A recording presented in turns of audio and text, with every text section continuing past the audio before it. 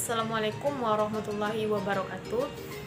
Perkenalkan, nama saya Suzana Andini, NIM 2329099, Prodi Pendidikan Agama Islam.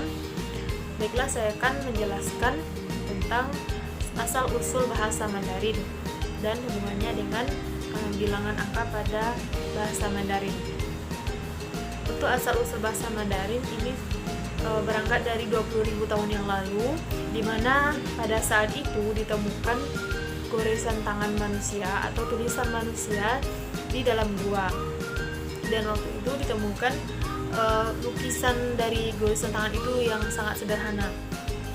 Kemudian, namun perjalanan goresan tangan manusia itu menjadi tulisan tangan yang modern itu membutuhkan waktu yang sangat lama, sampai 16.000 tahun, hingga manusia bisa mempertimbangkan untuk menggunakan piktogram dan karakter untuk mengekspresikan apa yang ada di pikiran dan hati mereka melalui tulisan. Di saat yang bersamaan, hieroglif Mesir, run Sumero, dan bahasa Mandarin pun muncul. Bahasa Mandarin merupakan bahasa yang berasal dari Tiongkok. Tiongkok selalu menjadi negeri dengan banyak bahasa dan dialek, dikarenakan ukuran geografisnya yang sangat besar. Bahasa Mandarin muncul sebagai bahasa kelas penguasa selama bagian akhir dinasti Ming dari tahun 1368 sampai 1644. Nama Mandarin pertama kali digunakan oleh Portugis untuk merujuk pada hakim di istana kekaisaran Cina dan bahasa yang mereka gunakan. Bahasa Mandarin adalah istilah yang digunakan di sebagian besar dunia barat, tetapi orang Cina sendiri merujuk pada bahasa tersebut, menyebutnya sebagai Putonghua, Guoyu, dan Hua atau Huayu. Putonghua secara harfiah berarti bentuk umum, bahasa umum, dan merupakan istilah yang digunakan di daratan Cina. Taiwan menggunakan Guoyu yang diterjemahkan menjadi bahasa nasional, dan Malaysia menyebutnya sebagai Huayu yang berarti bahasa Cina. Kemudian, logat dalam bahasa Mandarin. Bahasa Mandarin terkadang disebut sebagai dialek, tetapi perbedaan antara dialek dan bahasa tidak terlalu jelas. Ada banyak versi bahasa Mandarin yang digunakan di seluruh daratan Cina, dan ini biasanya diklasifikasikan sebagai dialek. Ada dialek Cina lainnya, seperti bahasa Kanton yang digunakan di Hong Kong, yang sangat berbeda dengan bahasa Mandarin.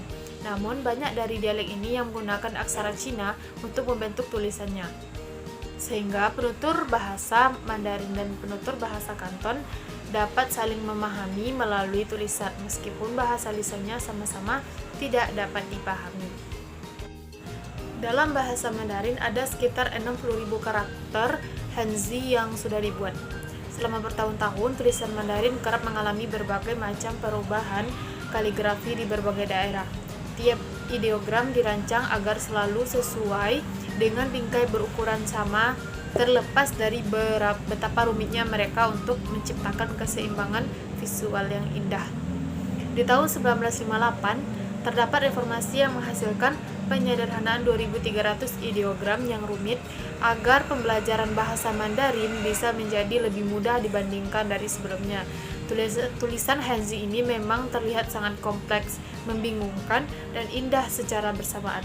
Hal ini pun menjadi masalah bagi beberapa orang karena mereka akan merasa kesulitan membaca atau memahaminya. Karena masalah ini, sistem pinyin pun dibuat, sebuah sistem yang digunakan untuk menulis huruf dan kosakata bahasa Mandarin dimulai dari pinyin terlebih dahulu, bukan Hanzi, karena kan lebih mudah bagi mereka dan akan lebih jika mereka lebih familiar dengan cara menyebutnya terlebih dahulu. Huruf pinyin tidak hanya digunakan untuk kosakata, namun juga untuk dalam bentuk angka, di antaranya dan angka 1 sampai 10. Angka 1 pinyinnya dibaca y, kemudian angka 2 angka 2 yang satu lagi liang, kemudian 3 san, 4 shi, 5 wu, 6 liu, 7 ki, 8 ba, 9 xiu, 10 shi, 0 ling. Nah, kenapa ada angka 2 di dalam bahasa Mandarin dalam penyebutannya? Jadi perbedaannya antara dan lang itu terletak di penggunaannya. Liangom jangan kalian gunakan campur-campur. Digunakan saat kita ingin mengucapkan angka 2 sebagai nomor telepon, tanggal, dan lain-lain. Namun liang digunakan jika kita ingin mengucapkan atau menjelaskan angka 2 dalam bentuk jumlah kuantitas seperti 2 kucing, 2 baju, 2 jam, dan lain-lain. Sekian materi dari saya. Assalamualaikum warahmatullahi wabarakatuh.